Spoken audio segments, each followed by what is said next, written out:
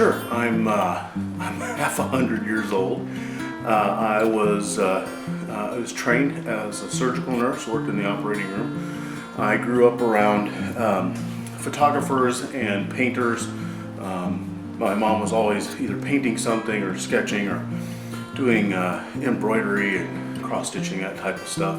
I'm a really good guitar player as long as you only need like 4 chords, and I'm a pretty mediocre bass player. I don't have any background whatsoever.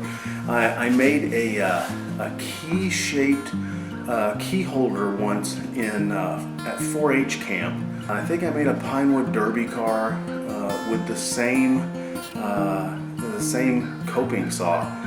Pretty bad things. I once made a case for a spotlight for a band I was working for. It weighed, I don't know, about 4,000 pounds. No, I was in band. I was really into music, and well, band was where all the girls were.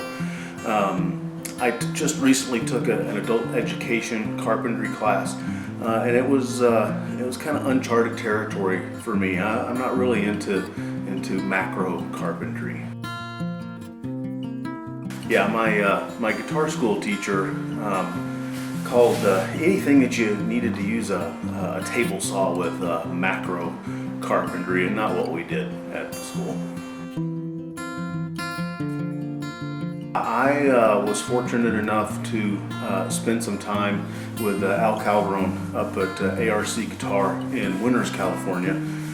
I'd go up there 2 or 3 days in a month and work on a D28. It was a great experience. If you can find a class like that in whatever medium you're working in, metal or wood or mashed potatoes, I strongly recommend that you be able to do something like that.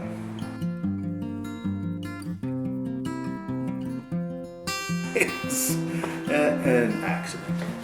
I had a pretty monstrous piece of 6/4 maple, monstrous for me, that building a guitar for a buddy of mine, and he wanted, we're going to make a maple neck out of some maple that he had. Had it for, I don't know, 6, 7, 8 years. It's just pretty ugly looking, rough cut. It's got some mildew on it and this monster knot hole in it. So I decided to cut. I was trying to cut the knot hole out of it, and as I did, this thing just appeared, and it just kind of said, "Make me pretty." So I sanded it a little bit, and the grain popped out, and there you go.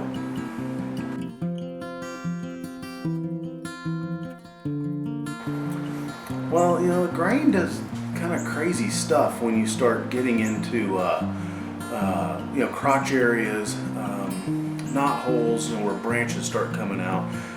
So you knew something was going to happen. It didn't know what. It wasn't going to be straight grain lines. It was going to do something curved somewhere, but I didn't have any idea it was going to look like this. And it's kind of surreal because I'm not making this. That was already there. It's intrinsic to that piece of wood.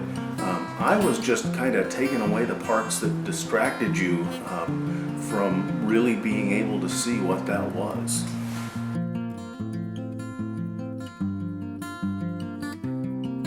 I didn't even really know it was going to be anything at first. I was just kind of farting around on the belt sander a little bit, and the more I sanded it, the more you could see that there was some really interesting grain patterns in there. It was, and once I saw that, then I got out the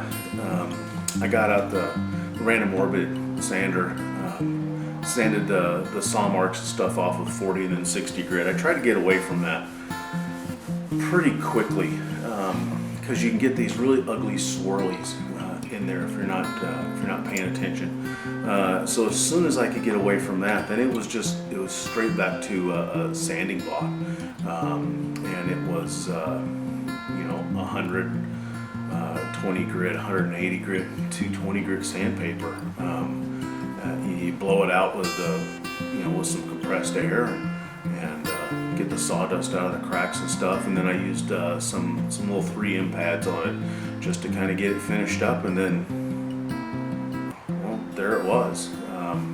I put a hanger bolt in the bottom of it just so that I would have something to grab onto, because at that point I was done with it upstairs. We're going to the workshop downstairs to start finishing on it.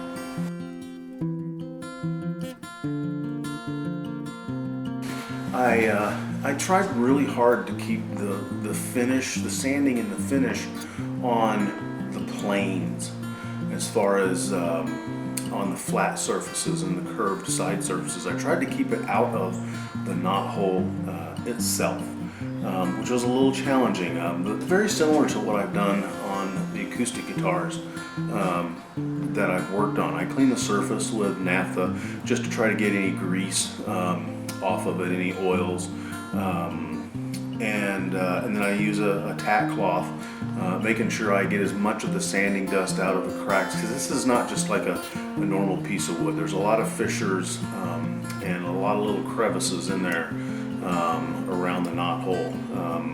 I use tru-oil as a finish. It's polymerized linseed oil.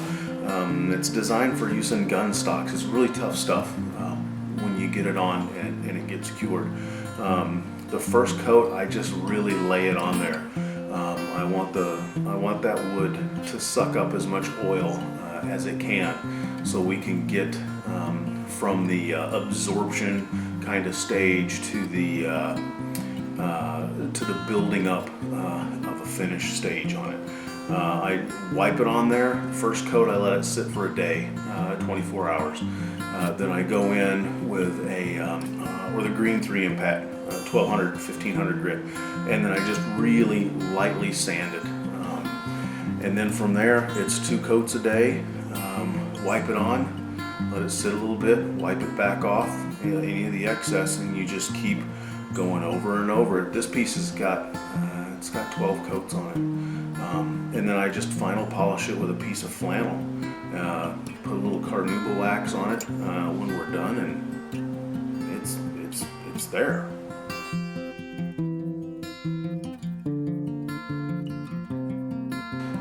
The wood itself, it's about 20 inches tall, 4 3/4 inches wide, about 1 3/4 inch thick, but it kind of varies a little bit.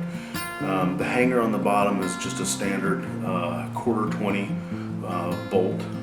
I've not decided what I'm going to do for the base yet. I just haven't come up with anything. The pine rectangle that you see it mounted on, that's just what I was using to stand it up while I was putting the finish on it.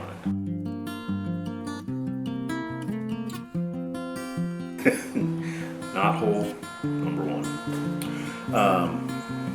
I hope I'll be working with more rough cut lumber in the future, and I'd love to see more of these problems like this from time to time. I love it when